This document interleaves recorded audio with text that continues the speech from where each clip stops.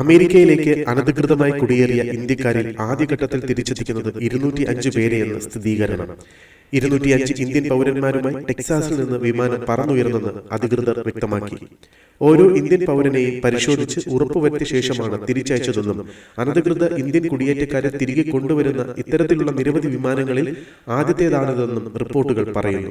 C-17 സൈനിക വിമാനമാണ് Indian പൗരന്മാരെ നാട്ടിലേക്ക് കൊണ്ടുവരുന്നത്. 205 യാത്രക്കാർക്ക് ഇരിക്കാവുന്ന വിമാനത്തിൽ ഒരു ടോയ്ലറ്റ് മാത്രമേ ഉള്ളൂവെന്നും റിപ്പോർട്ടിൽ പറയുന്നു. നേരത്തെ ഗോട്ടുമാല, പെറു, ഹോണ്ടുറാസ് എന്നിവിടങ്ങളിലേക്ക് അനധികൃത കുടിയേറ്റക്കാരുമായി US സൈനിക വിമാനങ്ങൾ പുറപ്പെട്ടിരുന്നു. പ്രധാനമന്ത്രി നരേന്ദ്രമോദി അടുത്തയാഴ്ച US പോകുന്ന റിപ്പോർട്ടുകൾക്കിടയിലാണ് അനധികൃത ഇന്ത്യൻ കുടിയേറ്റക്കാരെ നാടുകടത്തുന്നതിനുള്ള ആദ്യ റൗണ്ട് ആരംഭിച്ചത്. ട്രംപ് രണ്ടാം തവണയും US പ്രസിഡന്റായി അധികാരമേറ്റതിനു ശേഷം മോദിയുടെ ആദ്യ സന്ദർശനമാണിത്.